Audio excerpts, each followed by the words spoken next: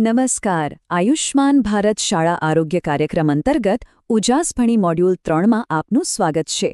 તો આજે આપણે ખૂબ જ મહત્વના વિષય પર વાત કરવાના છીએ અને એ છે આપણા આંતરવૈયક્તિક સંબંધો. એને કેવી રીતે સમજવા અને એનાથી પણ વધારે એને કેવી રીતે મજબૂત બનાવવા એ બધી કુશળતા આપણે આજે જાણીશું. ચાલો આ સવાલથી જ શરૂઆત કરીએ. ક્યારે વિચાર્યું છે કે સંબંધો આપણા જીવનમાં કેટલા કેન્દ્રમાં છે? ભલે આપણો પરિવાર હોય, મિત્રો હોય કે પછી આપણો આસપાસનો સમાજ. સંબંધો વગર તો જીવન શક્ય જ નથી, ખરું ને? તો આ પહેલા વિભાગમાં આપણે એકદમ પાયાની વાત સમજીશું કે આ આંતરવૈયક્તિક સંબંધો આખરે છે શું? બહુ સરળ શબ્દોમાં કહીએ તો આ એ જોડાણ છે જે આપણને એકબીજા સાથે બાંધી રાખે છે. અને આ કોઈ નવી વાત નથી, એ તો માનવ અનુભવનો એક મૂળભૂત ભાગ છે. અને આ મોડ્યુલનો હેતુ એ જ છે કે આ સંબંધોને વધુ સારી રીતે નિભાવવાની કળા આપણે શીખી શકીએ.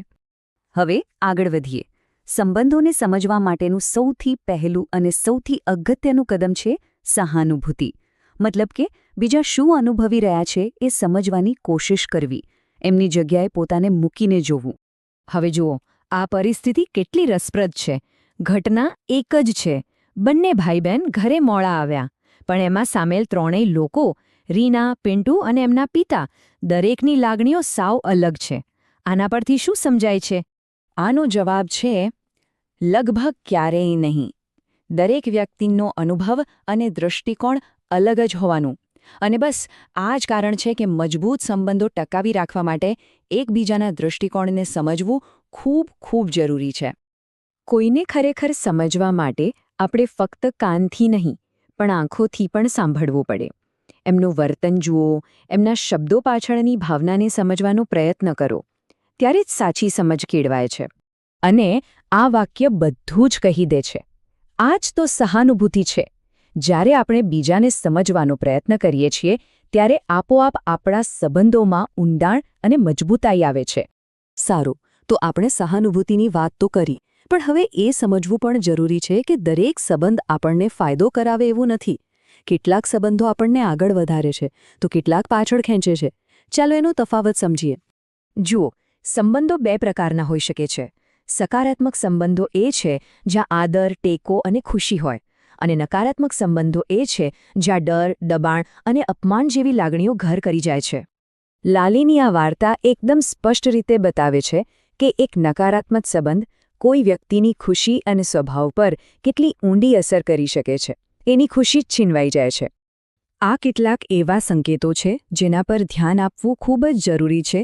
જો કોઈ સંબંધમાં આવું કંઈ પણ અનુભવાય તો એને અવગણવું ન જોઈએ, કારણ કે આ સંકેતોને ઓળખવા એ જ પોતાની જાતને બચાવવા તરફનું પહેલું પગલું છે. એક વાત હંમેશા યાદ રાખજો, આપણી સુરક્ષાથી વધુ મહત્વનું કંઈ નથી. કોઈ નુકસાનકારક પરિસ્થિતિમાંથી બહાર આવવા માટે મદદ માંગવી એ બહાદુરીનું કામ છે, કમજોરીનું નહીં. સારું, તો સમસ્યા ઓળખાઈ ગઈ, પણ હવે એનું સમાધાન કેવી રીતે લાવવું? એના માટે સૌથી જરૂરી છે વાતચીત, એટલે કે સંવાદ. આ વિભાગમાં આપણે એ જ શીખીશું. આ છે નિષ્ક્રિય શૈલી. આમાં વ્યક્તિ પોતાની વાત સ્પષ્ટપણે નથી કહેતી. પરિણામે એની વાત કાં તો સંભળાતી નથી અથવા તો એને ગંભીરતાથી લેવામાં નથી આવતી. બીજી બાજુ આ છે આક્રમક શૈલી. આમાં વ્યક્તિ ફક્ત પોતાની જ વાત મનાવવા માંગે છે, ભલે એનાથી સંબંધને નુકસાન કેમ ન થાય. આમાં સામેવાળાની લાગણીઓનો કોઈ વિચાર નથી હોતો. અને આ છે સૌથી સાચો અને શ્રેષ્ઠ રસ્તો. દ્રઢતાપૂર્વક પોતાની વાત કહેવી, જેનો અર્થ છે કે ગુસ્સો કર્યા વગર અને કોઈ સંકોચ રાખ્યા વગર પોતાની વાતને આદર સાથે સ્પષ્ટપણે રજૂ કરવી. રમણ અને સૌરભના ઉદાહરણથી આપણે સમજી શકીએ છીએ કે જ્યારે કોઈ મતભેદ થાય ત્યારે 3 રસ્તા હોય છે. એક તો ઝઘડો કરવો, બીજો એને ટાળી દેવો અને ત્રીજો સાથે મળીને એનો ઉકેલ લાવવો.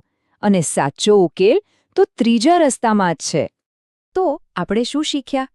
કે જ્યારે પણ કોઈ સમસ્યા આવે ત્યારે એનાથી ભાગવાને બદલે કે લડવાને બદલે સાથે મળીને કામ કરવાથી જ સંબંધો સચવાય છે અને વધુ મજબૂત બને છે. સહયોગ જ ચાવી છે. તો આજની ચર્ચા પછી ચલો એક પળ માટે વિચારીએ. આજે આપણે જે પણ શીખ્યા, ભલે એ સહાનુભૂતિ હોય, ખરાબ સંબંધના સંકેતો ઓળખવાની વાત હોય કે પછી દૃઢતાપૂર્વક વાતચીત કરવાની કળા હોય, એમાંથી કઈ એક બાબતનો ઉપયોગ આપણે આજથી જ આપણા સંબંધોને વધુ સારા બનાવવા માટે કરી શકીએ છીએ?